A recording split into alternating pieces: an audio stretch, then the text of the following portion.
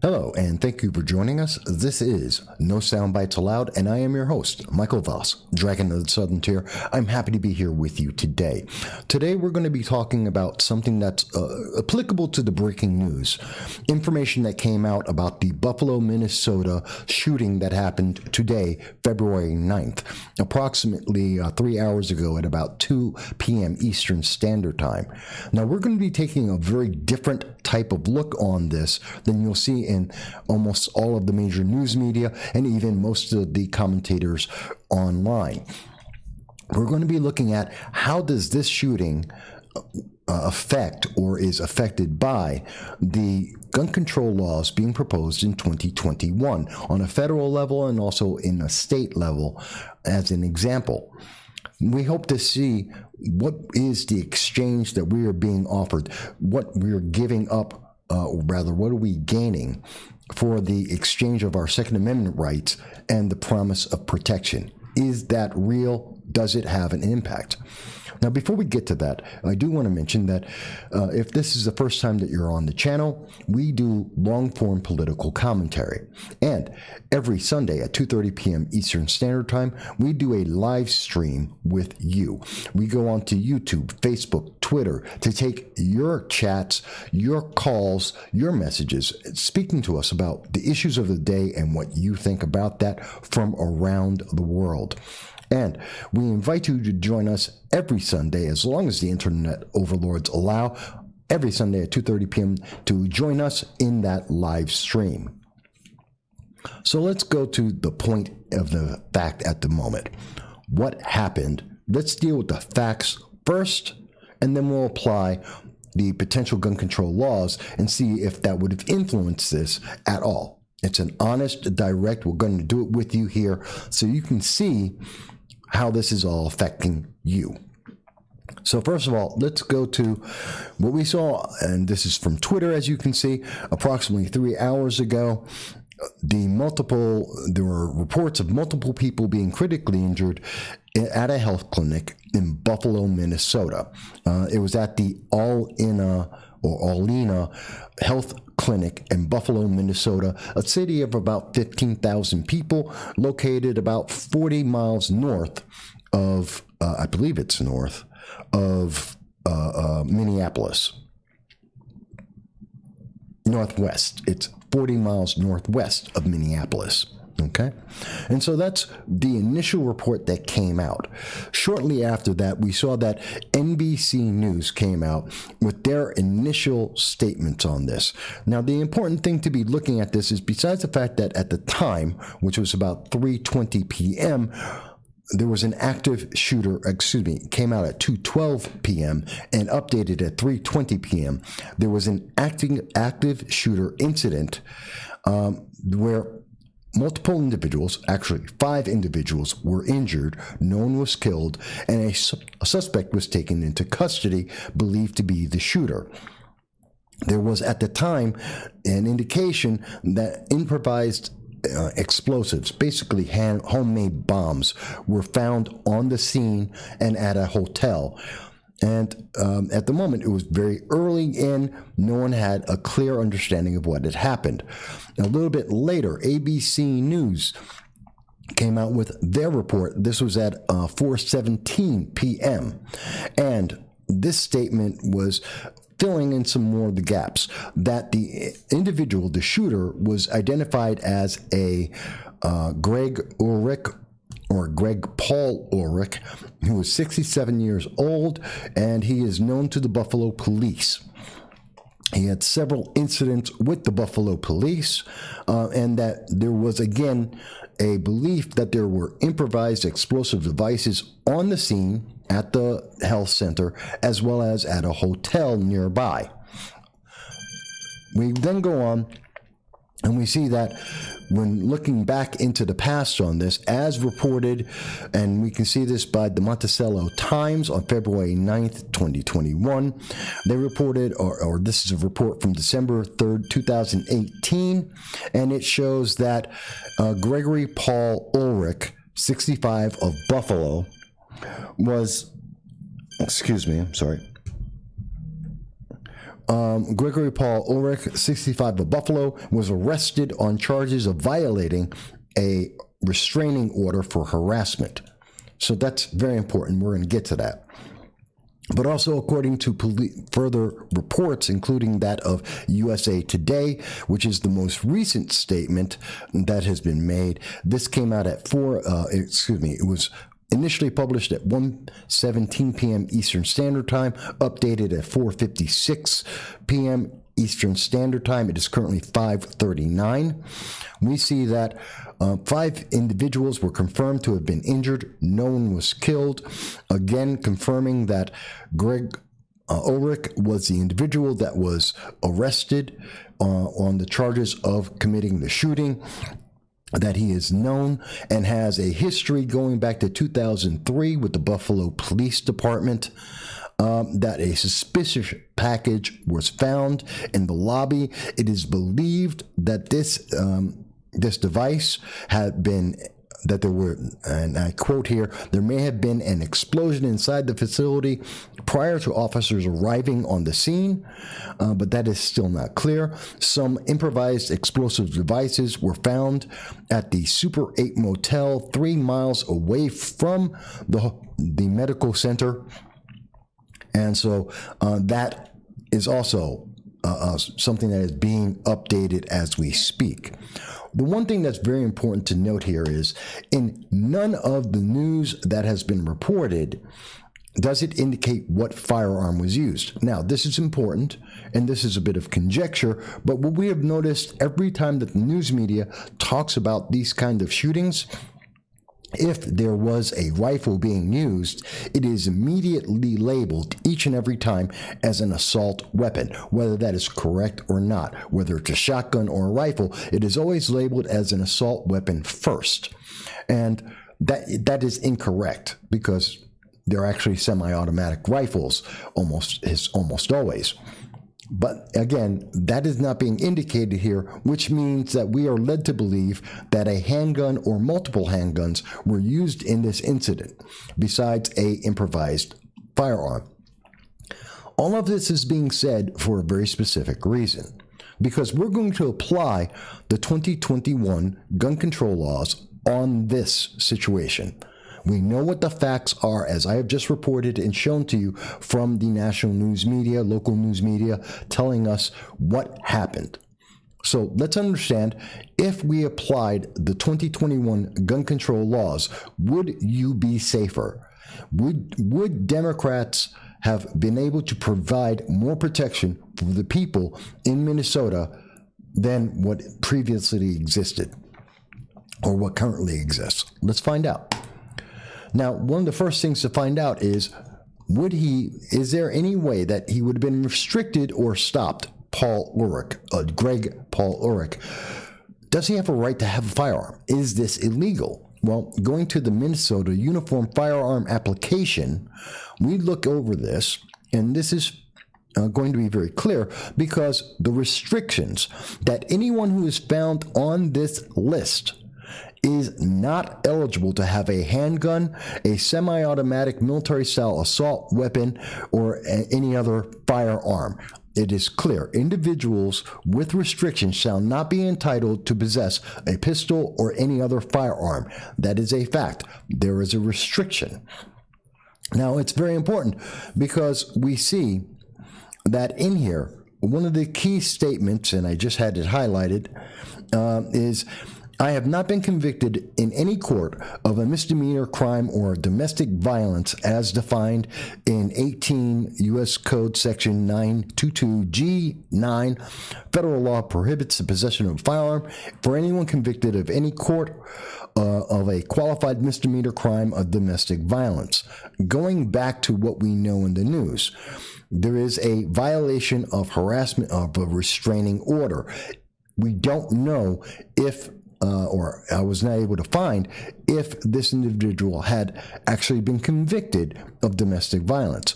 But what we do know, so this is in question, but what we do know is that he was subject to a restraining order, restraining from harassing, stalking, or threatening an intimate partner, a child of an intimate partner, or their own child, or engaging in other conduct that would place an intimate partner in a reasonable fear of bodily injury to that person or a child.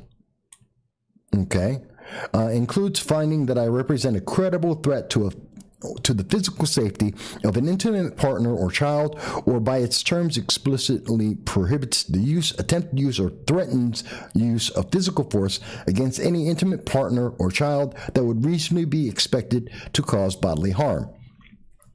In other words, if you have a restraining order against you, that would qualify to eliminate the ability to have a firearm at all. And we know for a fact that in 2008, as of December 3rd, 2018, Gregory Paul Ulrich did not have the right. He did not have a right to have a firearm according to Minnesota law. So that's very clear. And there are several other mentions of this. And so, therefore, he is absolutely not legally able to have it. So we know that the gun control laws say that he is not able to have a firearm, period. So the law should protect you. It didn't, but there is a law, and he is in violation of having a firearm to commit this crime. So he already willfully broke the law. So the idea, the assumption that having a law in place will stop a criminal, we automatically see that concept, that core concept of gun control that Democrats have been talking about for the last 40 years failed. It did not make people more safe, because someone who is deranged and criminal and has an intent to cause harm will do so anyway. And we will get into that in a moment. But we also know that he had a bomb, an improvised explosive device. Well, that is expressly illegal under 26 U.S. Code 5871, which says that because he has a bomb, this is the 1934 National Firearms Act. And that act in 1934, over 70 years ago, guarantees that you cannot make a bomb. And there is a fine of $10,000, and you can be put into prison for 10 years. That is a fact. Again, Chapter 53 of the U.S. Code U.S. Code Title 26, Chapter 53, machine guns, destructive devices, and certain other firearms. This is the destructive devices. That is a improvised bomb. It is illegal. So again, going by the Democrats' promise that having more gun control laws will make you safer, bombs are expressly and unequivocally illegal, have been illegal since 1934. And yet, this individual is alleged to have made and or used a bomb, a homemade bomb, in a crime, as well as having a firearm that is illegal to possess to commit his crime, which is also the crime of shooting people, attempted murder. So it seems having laws on the books, even laws that have been on the books for over 70 years, laws that include 10 years of penalty, being thrown into jail for 10 years, were not a deterrent. But we are told that we need more laws to deter these criminals. Well, that's interesting. Let me I'm going to get to how many criminals actually are deterred by these laws in just a moment. But let's actually look at this. What about H.R. 127? Now, this is something that we went into some detail in our video, H.R. 127, Insanity is Revealed, talking about the bill, which was created by Representative Sheila Jackson Lee. And this is an incredible law that makes it just almost impossible for the average person, for women, for blacks, for Hispanics, the poor, to be able to have a firearm. It is an active targeting of people to prevent them from being able to exercise their Second Amendment rights. And in this bill, and we want to go through, and we've reviewed the law before, again, in our previous video, but just going to Section A, and here it is, under requirements, or 1, under the general license, and going to item 2, part 2, that to get a federal license that would allow you for 3 years to be able to have a firearm, which we already know, according to Minnesota law, Ulrich was not allowed to do, that you would have to go under a psychological evaluation, as well as a criminal background check, and you'd have to complete a course, as well as having insurance. Well, let's stop right there. According to H.R. 127, he would not be allowed to do so because he has already committed a crime of harassment, which most likely is domestic abuse, and we see that he is apparently mentally unstable, to say the least. He would not pass a criminal background check, and we doubt that anyone would issue an insurance policy to someone who has a criminal violation and has a history of violence. That's a problem. But even so, if he did in fact get that firearm, as was noted, and again, he would not pass the psychological evaluation, assuming that he spent the money to do all of this. But let's see, what would be the punishment? What would be stopping him? What is the reason to stop him from being able to go forward? And that, of course, is the punishment that would be met out to him. So going to that, and that's under penalties, which is, I want to make sure we get this correct. Under Section 2, penalties, he would be facing a fine of $75,000. And not more than $150,000, and in prison for no less than 15 years. In fact, in the least expressive, the least violation he could possibly have, even though this is violating what we've already described to you, in violating having the firearm, he would be falling under one of the higher clauses. But even the least fine is a fine of not less than $5,000 and not more than $10,000. But almost every single instance has at least 5 to 10 years in prison, if not more. Did that deter him? Even though we already know that according to federal law, he's already going to be thrown in jail for 10 years and get a fine of $10,000. But they're looking at a fine of 7 times as much, if not more, with at least 5 to 10 years in prison. Did that make him stop? Did that protect anyone? No. Because, again, this individual, allegedly, Gregory Paul Ulrich, got a firearm. So the prohibition about getting a license didn't stop him, not from the state of Minnesota, nor would H.R. 127. It's not making anyone safer. In fact, he broke a law from 1934 about making bombs, something that is not in dispute, and no one questions whether or not that is illegal. It is absolutely illegal, and he did it anyway. So whether he is criminally insane or whether he was a criminal with the intent to harm individuals, not one law stopped him. Not one law proposed, like H.R. 127, stopped him. Red flag laws did not stop him. The New York Safe Act, or bills similar to the New York Safe Act, did not stop him. Being a known threat in the region with the police for well over 17 years did not stop him. So you have to wonder, what Democrats have said is, well, the police will protect you, and that you do not need the right to have a firearm to protect yourself against someone like, as alleged by Greg Ulrich, when they come in with a bomb, when they come in with a firearm, you don't need the right to protect yourself because the government will protect you. That didn't happen. saying that, well, we have more penalties so that those who are legally registered with their firearm would stop. That didn't protect people. In fact, let's actually look at this, because the Bureau of, I want to make sure I get it correct, which department of the government, the U.S. Department of Justice, has published in January of 2019, The Source and Use of Firearms Involved in Crimes, a survey of prison inmates from 2016, to which is my most up-to-date information that I have.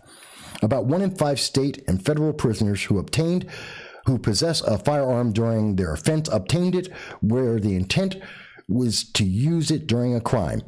20% of all the criminals that have been arrested, they wanted to use the gun. They wanted to use the gun to commit a crime. But I want to understand, and this is important, 1.3% of the prisoners who got a gun and intended to use it for committing a crime, only 1.3% of them actually got a legal firearm. Oh, I'm not showing you on the screen. I apologize. So again, this is from the U.S. Department of Justice, again, from their 2016 survey of criminals in prison at this time. Again, 1 in 5 want to possess that firearm to commit a crime. 1.3% of them got a firearm legally. This is coming from the Department of Justice. Let's go a little bit further, looking into the data a little bit, and going to, and all links to everything we're talking about will be in the YouTube description so that you can see this for yourself. We see that roughly among the prisoners who possessed a firearm during the offense for which they were imprisoned, so they had a firearm and they used it to commit a crime, 7% of the state and 8% of federal prisoners had purchased their firearm under their name. And 1% on the state and 2% used a fake name. And they did get a background check. So they were getting, out of the 7% on the state and 8% on federal, 6.7% got a background check and still got their firearm for whatever reason. And we know that part of that number weren't even using their real name. So they lied, and the government did not catch this. This is important. And according to the use and source of firearms among all state and federal prisoners, about 1% of all state and federal prisoners used a firearm during the offense that they attained from a retail source. That's it. 1%. About 2% of prisoners possessed a firearm that they had obtained from a retail source, including a retail store, pawn shop, flea market, or gun show. That's it. That tells you right there. We're talking less than 2% of all the criminals who committed homicide, robbery, property crimes, drug crimes. They didn't get their gun from a retail store, a pawn shop, a flea market, or a gun show. Everything that you are told that is the source of all these firearms from Democrats. They told you, oh, the gun show loophole. It is so important that less than 2% of all criminals use it. At all. Ever. And when they do, they don't necessarily use their own name. So again, what we're being told is they're going to you have to register a firearm. And that will make you safe. That will somehow protect you, except it doesn't, because it isn't protecting you now. Criminals don't care. They're going to commit the crime anyway. Let me look at something completely different about this. Let's look at it from a different point of view, because we can see already that having more laws doesn't stop a criminal from committing a crime. The 1934 National Firearms Act, as I showed you, stops everyone from being able to make a bomb, and yet this man did. We know that he was not allowed to have a firearm in the state of Minnesota, yet he did. We know that H.R. 127 would not prevent him. By its definition, it would affect you from having a gun to protect yourself from, allegedly from Greg Ulrich, but it wouldn't stop Greg Ulrich from getting a gun illegally and to use it against you. That's an important distinction. But what if you wanted to just protect yourself? I want to look at it from a couple of different ways here. And let's go to New York State. Because in New York State, there's Assembly Bill A352, which we've spoken about previously on this show, that it's a defense is to be a crime in New York. A very important bill. And this bill relates to the unlawful purchase or possession of a body vest. And when we say unlawful, well, according to the terms of the bill, which we went into in some detail in our video, it states that if you buy a body vest, a bulletproof vest to protect yourself from someone like this gentleman, Greg Ulrich, that gentleman, when he decides to go on a rampage and kill other innocent individuals, it's illegal for you to protect yourself. If we see that in New York is usually one of the major testing areas for the experiment of gun control laws that sweep across the nation, they don't want you to have a body vest, a passive piece of clothing that protects you from people who would try and kill you because of either insanity or criminal intent. It's a crime. They want to make it a crime for you to protect yourself, to protect your children, your wife, your daughter, your husband, your son, to protect your family, not by doing anything other than wearing an extra piece of clothing. So it's very interesting. Looking at the gun laws in 2021, we're seeing that the Democrats want to make it a crime for you to protect yourself passively, without affecting anyone else in the universe. It's a crime. They want it to be a crime for you to protect yourself because they're going to protect you. But yet, we're seeing that the laws they put in place do not stop criminals. They do not stop those who are deranged or have an intent to cause you harm. And the registrations and the fees and the fines that they are putting out don't stop anyone. Whether it's an old fine from 1934 of $10,000 and 10 years in prison, or if it's the offer from HR 127 of having 15 years in prison and $150,000 in fines. Criminals aren't deterred. They don't stop. And saying that, well, you can't legally have a firearm, that doesn't stop them either. As we can see, well over 90% do not care.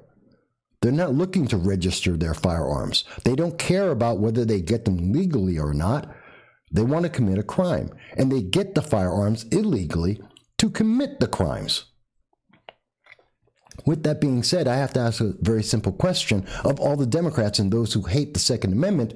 I have to ask them, how are these laws going to protect anyone? How is that protecting a woman walking down the street, going home from work, and having some crazed individual try and rape them? How does that protect a college student or someone coming home from work and they're being mugged? A home invasion. How does that protect them? How does this protect the people in Buffalo, Minnesota, who are at the health clinic and a gentleman, allegedly Gregory Paul Ulrich, walks in, sets off a bomb, and shoots 5 people? How did these laws protect them from that? Because nothing in the laws, as we've just shown you, is protecting you. Nor is it the previous laws. Not the laws from 1934, not the law from red flag laws, not from New York SAFE Act. None of these laws are making people safer. And when people try to even passively protect themselves with a bulletproof vest, Democrats say, well, that's a crime too. Really, who are they working for? Who are they trying to make safe? Who are they trying to protect? Because it doesn't seem like they're protecting you. But maybe we misunderstood. Maybe we don't understand the law in Minnesota as we've shown you. Maybe we misunderstand the 1934 National Firearms Act, which we showed you. Maybe we don't understand HR 127, which we showed you. Maybe we misunderstand A352, which we showed you. And we would love to hear from the elected officials that are involved with this, like Amy Klobuchar, who is a representative for Minnesota. How about Ilhan Omar, who's a representative for Minnesota? Let's hear from them and explain to us how these gun control laws they are promoting are going to make you safer. Because we would love to hear that answer, because we can't find it.